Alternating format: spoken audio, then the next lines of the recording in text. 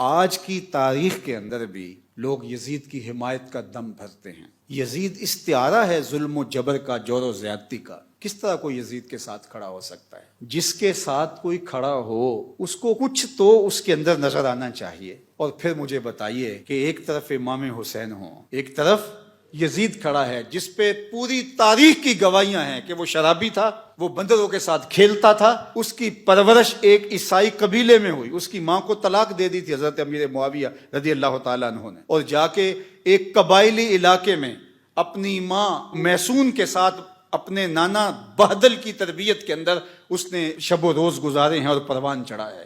ایک وہ ہے، اور دوسری طرف جس نے حضور کا لعاب لیا، حضور کے کندھوں پہ کھیلا، آغوش میں پرورش پائی، حضور علیہ السلام کے کندھوں پہ سوار ہوا، حضور سجدے میں ہیں تو حالت سجدہ میں حضور کی پشت پہ بیٹھا، حضور علیہ السلام کی قربت کا نور پایا، جس کے گھر کا دروازہ مسجد نبوی کے اندر کھلتا تھا، وہ حسین ہے۔ اور پھر حضور نے خبر کیا دی؟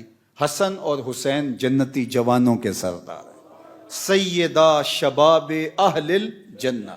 ایک طرف وہ کھڑا ہے جس کو حضور کی زبان سے جنتی جوانوں کا سردار کہا گیا، اور دوسری طرف ایک ایسا شخص کہ جس کی زندگی گناہوں سے، بدکاریوں سے، شریعت کی خلاف ورزیوں سے، جور و جبر، ظلم اور زیادتیوں سے بھری پڑی ہے۔ دوسری جانب وہ کھڑا ہے، میں تو نہیں موازنہ کرتا، موازنہ ہے ہی نہیں، چے نسبت خاک را بعالم پاک، کہاں حسین ابن علی اور کہاں یہ ناپاک شخص۔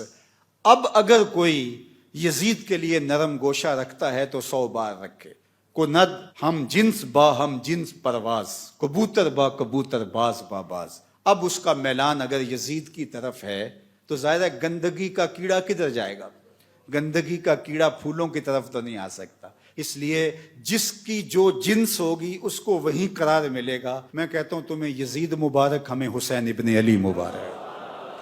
اللہ اکبر۔ اللہ نے حسین ابن علی کو جو عظمتیں عطا فرمائی ہیں، جو رفعتیں عطا فرمائی ہیں، جو شان عطا فرمائی، تو ہمارے لیے اتنا کافی ہے کہ حضور نے فرمایا کہ وہ جنتی جوانوں کے سردار ہیں۔ یہ معال کار ہے، یہ انجام کار ہے، یہ حضور نے ان کے معاد کو بیان کیا۔ مجھے بتاؤ، جو باطل پر لڑے اور بغاوت کرے اور عدول کرے اور وہ جنتی جوانوں کا سردار بن جائے، ایسا تو ممکن نہیں ہے۔ یہ بات ذہن میں رکھو، جنت کی سرداری اسے ملے گی جو کرائیٹیریا پہ پورا اترے گا۔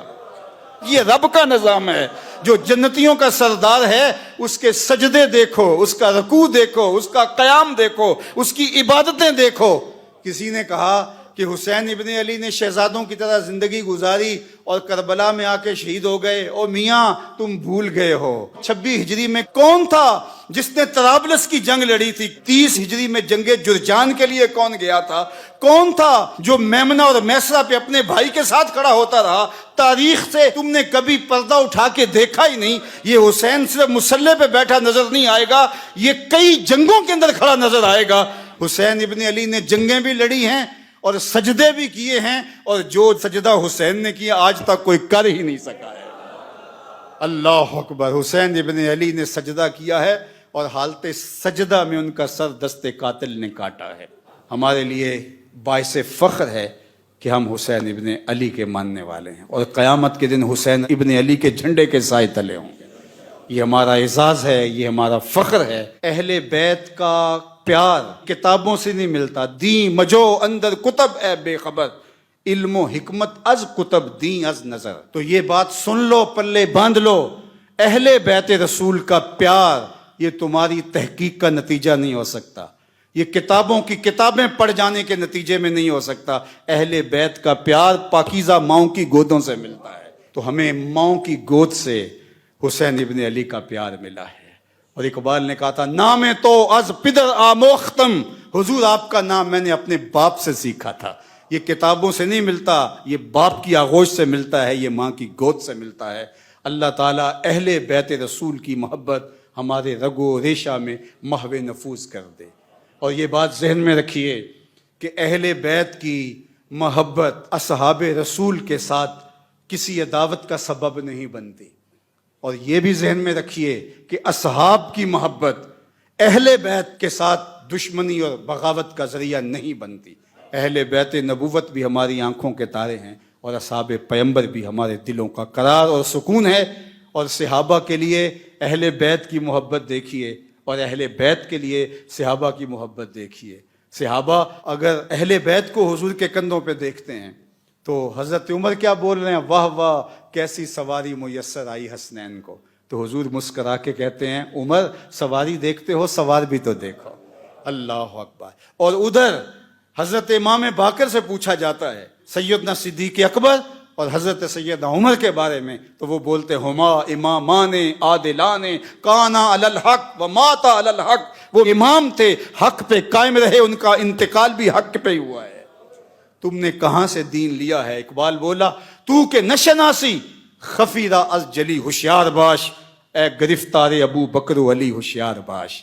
کہا یہ تیرے ساتھ ایک دھندا کیا گیا ہے کہ دو کو الگ الگ، جو حضور علیہ الصلوۃ والسلام کے سینے سے پھوٹتی ہوئی ضیائیں تھیں، مشکات نبوت کا نور تھی، حضور کی تربیت کا عکس تھے، ایک حضور کا خون ہے، ایک حضور کی تربیت کا رنگ ہے، ان دونوں کو الگ الگ خانوں میں بانٹ دیا گیا، اور یہ امت کو تقسیم کرنے کا ایک مکروہ دھندا تھا۔ تو کہ نشناسی خفیرہ از جلی ہوشیار باش، اے گرفتار ابو بکر و علی ہوشیار باش۔